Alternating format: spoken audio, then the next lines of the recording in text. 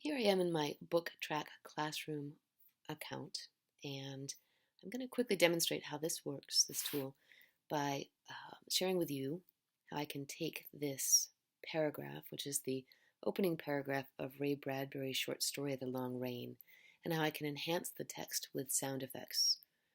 I usually use this paragraph to work with writers to think about how syntax or sentence patterns can make an effect. So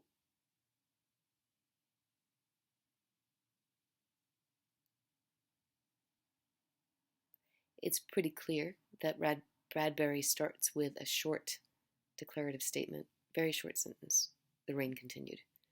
He follows that up with a really interesting sentence that I ask students to try to, taking just one deep breath, to read in one short verse. And they quickly get that the sentence pattern itself replicates this feeling of this rain that never ends. I can imagine using this tool now to get them to think even more deeply about how the tone has been set in this piece by going ahead and augmenting it with sound. So let's go ahead and do that. I've uploaded the text by copying and pasting it. I'm here now, and what I'm going to do is go ahead and highlight the section that I want. You notice as soon as I highlighted that, what happened was I got this dialog box. So I'm going to do that one more time so you can see. Come on in and I highlight the section that I would like, and when I let go of that, it opens this idea that I can start to select from their library. I can add music as an overlay.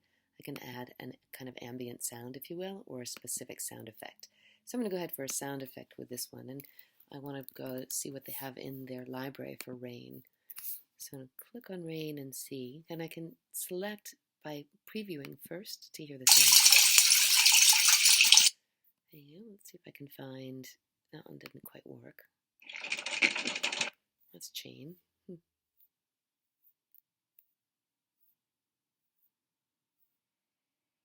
Looks like, I'll do the storm drain here and see what I get. That one actually might work if I lower the sound a little bit. So I'm going to click select. You notice from here I can drag it and draw it, make it longer in terms of how long I want it to play. I'm going to be pretty happy with that. And then I'm going to select the rest of this because I want to start to add some music to that to give that sense of tone as something impending, something coming. So I can search like I did with the effects and just type in rain, but I can also come to categories to help me kind of fine tune this. So I think the tone Bradbury sets is kind of dramatic, so I'll go ahead and select dramatic. Cinematic might also give us that kind of intensity of building.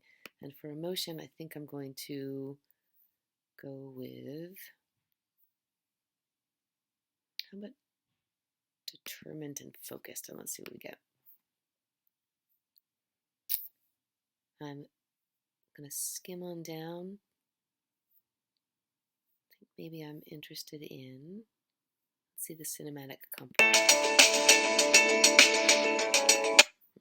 That's not working for me right now. How about this huge, powerful drum and percussion? Let's see what that's going to do. All right, given that it's suspenseful, dark, scary, and it's really loud, I'm going to select that. At any point, again, I can come on in and add more layers to this if I'd like.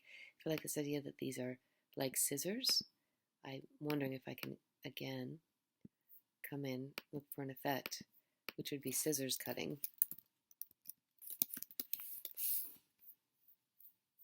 And select and add that to that piece too. I think there's going to be too much going on here, but that's okay. Notice too that I can lower and upper the volume. I can fade in each one of these things that I've added so that if it overlaps too harshly, then I have the ability to go ahead and do so. I can increase or decrease the reading speed of this too, and I can preview what I've already made before I go ahead and publish that. So let's preview that.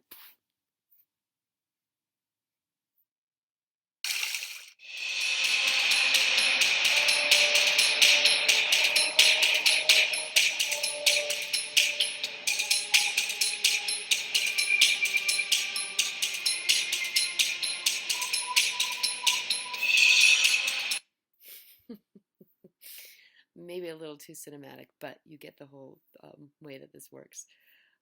I like it, so I'm going to go ahead and publish that. what it's going to ask me to do is to give it a description, to select the genre, the type. A rating here allows me to make certain that I'm sharing this in a way for the right audience. And I can create a cover. They have a library as well of images that go ahead and allow me to do that, or I can upload my own. I'll just search their gallery for right now. Again, I like this feature where I can search, and I'll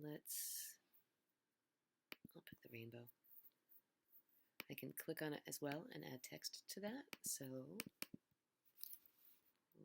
just add the title here, The Long Rain. Let's see if I drag that a little bit where I like it there. And I might be able to change the font color too. That's not very good. Let's keep that, and I'll finalize that cover. What happens then if I want to go ahead and publish that? I'm going to need to publish it to a class, but I have opportunities to publish it in a couple of different ways. I can have it as an unlisted publication, and it tells me that anybody with a link can see it, but it's not going to be public. I'm going to publish this to the bookshelf. Makes it publicly available for other people to go ahead and read too.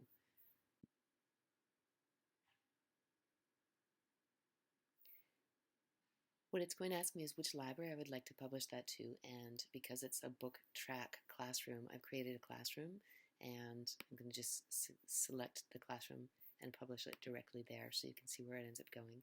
I can come back to the bookshelf and see what I've got there for myself.